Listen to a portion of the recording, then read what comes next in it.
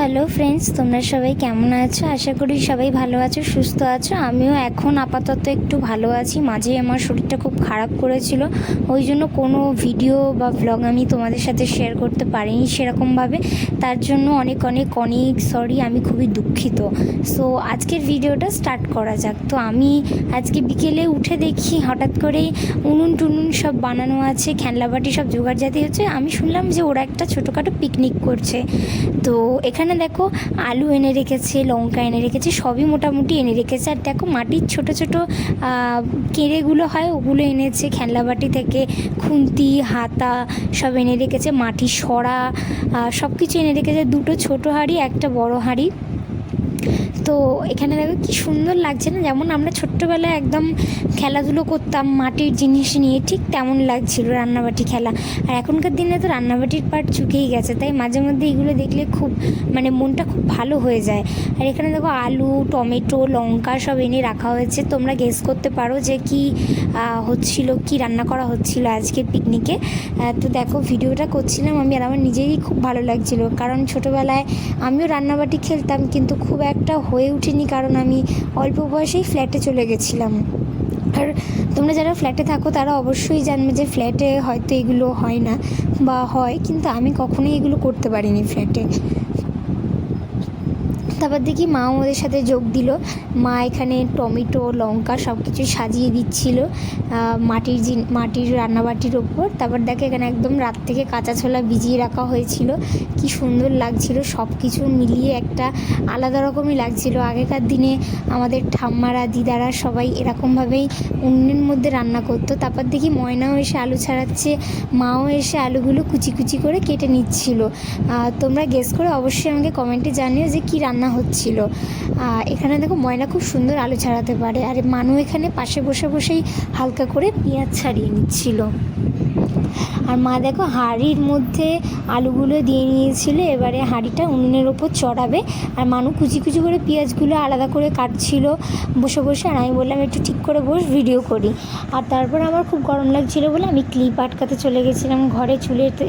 তারপর বেরিয়ে এসে দেখি রাখি আসছে, মুখ ঢাকা দিয়ে লজ্জা পেয়ে একদম হেলে দুলে আসছে, আমাকে বলছে ক্যামেরা অফ কর। তারপর আমি ওর দিক থেকে ক্যামেরাটা সরিয়ে দেখি মা এখানে উনুন জাল দিয়ে নিয়েছে, জাল দেওয়া স্টার্ট করে দিয়েছে। এখানে দেখো আলাদা করে আবার কাগজ আনা হয়েছিল, কাঠ কুটো সবই এনে রাখা হয়েছিল। আর এখানে সবাই মিলে মাকে হেল্প করছিল উনুন জাল দিতে।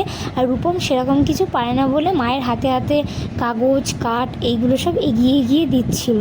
এছাড়াও তেমন কিছুই পারে না, যেহেতু ছেলে, তাও চেষ্টা করছিল আস্তে আস্তে। আর মাঝে মধ্যেই আকাশে ঘুড়ির দিকে তাকাচ্ছিল, ওর খালি ইচ্ছা করছিল ঘুড়ি ওড়াতে। আর মাঝে মধ্যে ঘুড়ি ওড়াতে চলেও যাচ্ছিল, আবার মাঝে মধ্যে চলে এসে হাওয়া করছিল, তারপরে রাখি হাওয়া করছিল, রূপম বসে বসে জাল দিচ্ছিল।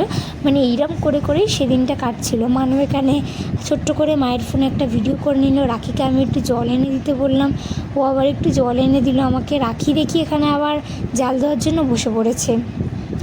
রাখি এগুলো পারে, যেহেতু রাখির বরাবরই এগুলো অভ্যাস আছে। আমি এগুলো খুব একটা পারি না, যেহেতু আমি প্রথমেই বললাম আমি ফ্ল্যাটে চলে গেছিলাম, উনুন ধরানোর সুযোগ আমার কখনোই হয়ে ওঠেনি। তারপর দেখি রূপমও হাওয়া করতে স্টার্ট করে দিয়েছে। আমার এত গরম লাগছে, সেদিন আমি একটা পাখা নিয়ে নিজেই বসে গেলাম একটু হাওয়া খেতে। তার মধ্যে উনুনের সামনে বসেছি, উনুনের ধোঁয়াগুলো চোখে লাগছিল না, আমি পাখা দিয়ে চোখটাই চাপা দিয়ে নিয়েছি।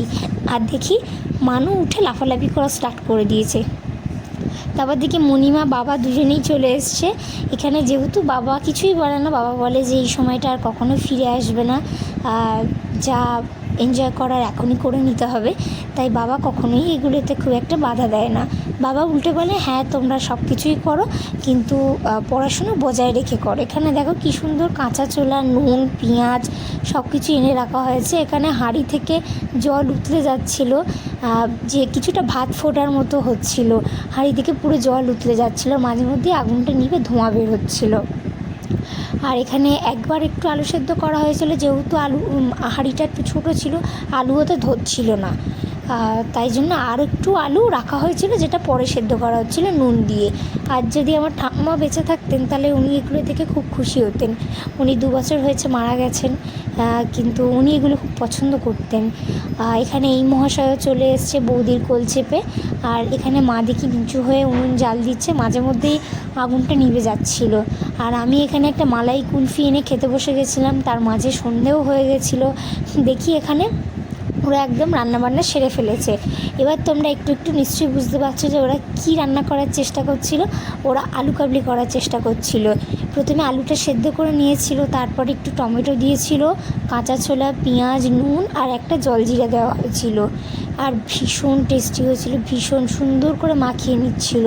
প্রথমটা মানু মাখাচ্ছিল, মানু যেহেতু পাচ্ছিল না, যার জন্য মা ওর থেকে নিয়ে বললো দে আমি মেখে দিই, তারপরটা মাই মাখিয়ে দিচ্ছিল। মা সুন্দর করে মাখিয়ে দেওয়ার পর আলু কাবলিটার টেস্ট যেন আরও বেড়ে গেল। আর তোমরা কারা কারা আলু কাবলি খেয়েছো বা আলু কাবলি খেতে পছন্দ করো আমাকে অবশ্যই কমেন্টে জানিও। আর কারা কারা ছোটোবেলায় খেলনাবাটি খেলেছো, এইভাবে উনুন জ্বালিয়ে চড়ুই ভাতি করেছো আমাকে অবশ্যই কমেন্টে জানিও। এখানে দেখো মাটির ছোট্ট একটা সরার মধ্যে আমাকে সার্ভ করেছিল, আর ভীষণ টেস্টি হয়েছিল। তো ভিডিওটি ভালো লাগলে একটা লাইক করে দিও, সাবস্ক্রাইব করে দিও।